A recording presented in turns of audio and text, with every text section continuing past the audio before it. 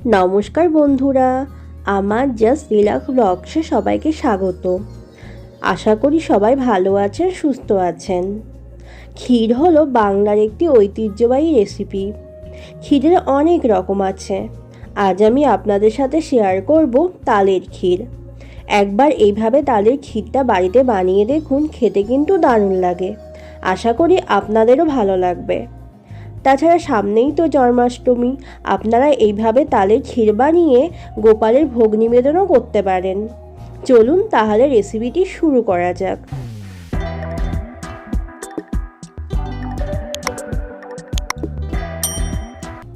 তালের ক্ষীর বানাতে আমি এখানে একটা কড়াই নিয়ে নিয়েছি। এবার কড়াইয়ে দিয়ে দেব 1 লিটার পরিমাণ দুধ। এবার দুধটাকে ভালো করে ফুটিয়ে নেব।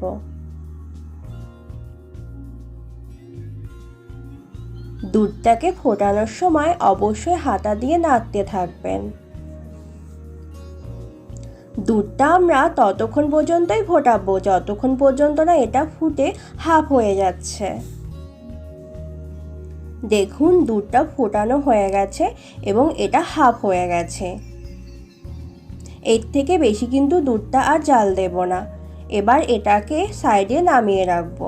এরপর নিয়ে নেব আরেকটি কড়াই এবং এই কড়াইয়ে দিয়ে দেব হাফ কাপ পরিমাণ জল। এরপর দিয়ে দেব 2 কাপ পরিমাণ তালের পাল্প।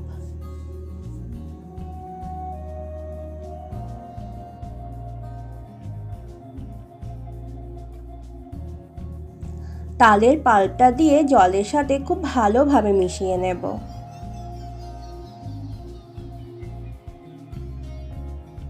এইভাবে করে নাড়তে থাকবেন, হ্যাঁ, তাহলে দেখবেন তলায় লেগে যাবে না আর তালের পাল্পটাও জলের সাথে খুব ভালোভাবে মিশে যাবে। এরপর এর মধ্যে দিয়ে দেব হাফ কাপ পরিমাণ চিনি। তালটা যদি খুব বেশি মিষ্টি হয় সেক্ষেত্রে চিনির পরিমাণ কম দেবেন। এবার চিনিটাকেও ভালো করে মিশিয়ে নেব। দেখুন তালের পাল্পটা ফুটে এসেছে। এবার তালের পাল্পটা যাতে ঘন হয় তার জন্য এর মধ্যে দিয়ে দেব 4 চামচ পরিমাণ সুজি।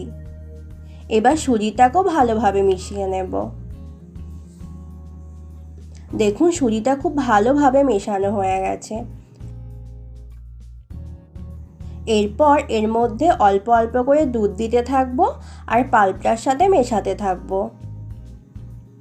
আপনারা কিন্তু দুধটা উষ্ণ গরম করে দেবেন, কখনোই ঠান্ডা দুধ এর মধ্যে দেবেন না। ঠান্ডা দুধ দিলে অনেক সময় ছানা কেটে যেতে পারে। আবার দুধটা কিন্তু একবারেও দিয়ে দেবেন না, এভাবে অল্প করে দেবেন আর মেশাতে থাকবেন।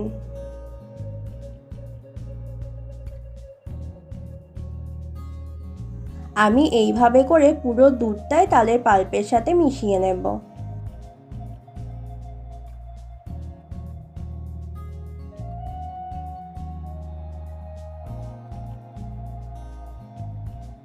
দেখুন পুরো দুধটাই তালের পাল্পের সাথে মেশানো হয়ে গেছে।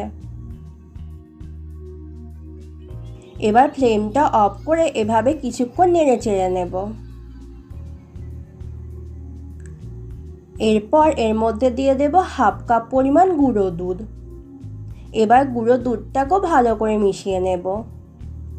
ফ্লেমটা অফ করে গুঁড়ো দুধটা দেবেন, না হলে কি হবে বলুন তো, দুধটা গোল গোল করে দানা পাকিয়ে যাবে। দেখুন রেডি হয়ে গেছে। এবার এটাকে নামিয়ে নেব। আপনারা অবশ্যই রেসিপিটি বাড়িতে ট্রাই করবেন আর কেমন খেতে হয়েছে আমাকে কিন্তু জানাতে ভুলবেন না।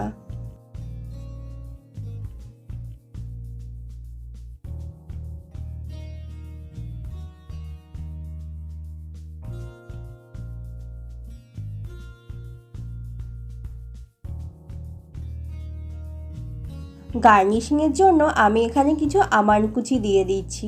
এটা কিন্তু পুরোটাই অপশনাল, আপনারা চাইলে নাও দিতে পারেন।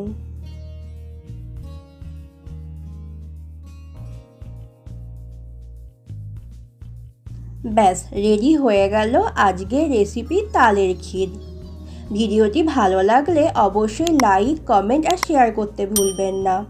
আমার চ্যানেলে নতুন বন্ধুদের চ্যানেলটিকে সাবস্ক্রাইব করার অনুরোধ রইল, আর পাশাপাশি বেল আইকনটিকেও প্রেস করে রাখবেন। তাহলে আমি যখনই কোনো নতুন রেসিপি শেয়ার করব, আপনাদের কাছে নোটিফিকেশান পৌঁছে যাবে।